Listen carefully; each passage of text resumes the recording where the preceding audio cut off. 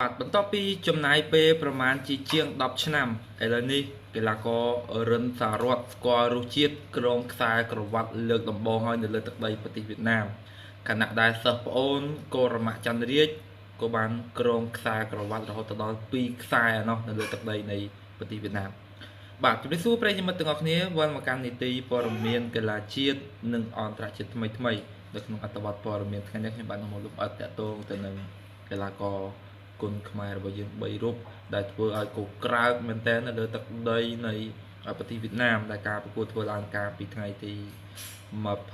27ខែធ្នូថ្មីនេះបាទអញ្ចឹងសម្រាប់កីឡាករកម្ពុជារបស់យើង3រូបរួមមានកីឡាករអធិជ័យច័ន្ទរាជដែលធ្វើការប្រកួតក្នុងគូ2ដោយលទ្ធផលបានចាញ់ពិន្ទុម្ចាស់ផ្ទះនិងគូទី5រិនថារតបានតតាំងគ្នាពេញ5ទឹកជាមួយនឹងកីឡាករម្ចាស់ផ្ទះវៀតណាមហើយលទ្ធផលចុងក្រោយរិនថារតឈ្នះពិន្ទុទៅលើកីឡាករម្ចាស់ផ្ទះវៀតណាមនិងក្លាយជាម្ចាស់ខ្សែក្រវ៉ាត់នៅក្នុងស្ថាប័ន GMA ដែលមានពាក្យពេញថា Gold of Matiam ហើយនេះគឺជាលើកទី1ហើយរបស់កីឡាកររិនថារតដែលបានក្រងនៅខ្សែក្រវ៉ាត់នៅក្នុងអាជីពជាកីឡាកររយៈពេលប្រមាណជាខ្ទង់12-13ឆ្នាំបងប្អូនហើយកីឡាកររិនថារតនេះ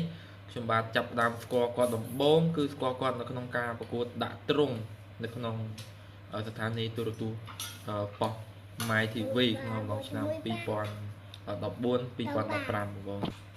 បាទអញ្ចឹងបើយើងគិតមកពីឆ្នាំ2014-15ចូលខ្ទង់10ឆ្នាំតិចតួចហើយបងហើយនេះក៏ជាលើកទី1ដែរដែលគាត់បានក្រងខ្សែក្រវ៉ាត់នៅក្នុងអាជីពជាកីឡាករបាទយើងងាកមកកីឡាករមួយរូបទៀតគឺសិស្សប្អូនរបស់រិនសារ៉ាត់កូរ៉ាម៉ាក់ច័ន្ទរាជល្អបងប្អូនតាំងពីគីឡូ47-48ដែលគាត់ឈ្នះខ្សែក្រវ៉ាត់ទៅហើយ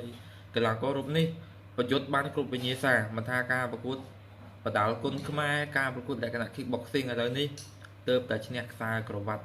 ការប្រកួតលក្ខណៈ MMA ឬគឺខ្មែរយើងហៅថាគុណចម្រុះទើបតែឈ្នះបានមួយខ្សែថ្មីទៀតកាលពីថ្ងៃទី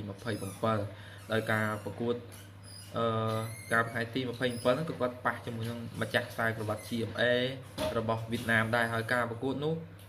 កូរ៉ាម៉ាក់ច័ន្ទរាជចាយពេលត្រឹមតែ1ទឹកទេបងប្អូនផ្ដួលម្ចាស់ផ្ទះវៀតណាមឲ្យសន្លប់ធំតែម្ដងនៅក្នុងទឹកមួយអញ្ចឹងសរុបការប្រកួតថ្ងៃទី27គឺយើងចេញទៅ3នាក់ឈ្នះខ្សែក្រវ៉ាត់2និងចាញ់ពិន្ទុការប្រកួតមិត្តភាព1ហើយក្នុងនោះកីឡាករគុណខ្មែររបស់យើងក៏បានក្រងនៅខ្សែក្រវ៉ាត់របស់ស្ថាប័ន GMA ប្រទេសវៀតណាមនេះ3គ្រឿងផងដែរដោយក្នុងនោះរឿងសរត1គ្រឿងនិងកីឡាករកូរ៉ាម៉ាក់ច័ន្ទរាជក្រងរហូតដល់2គ្រឿងឯណោះ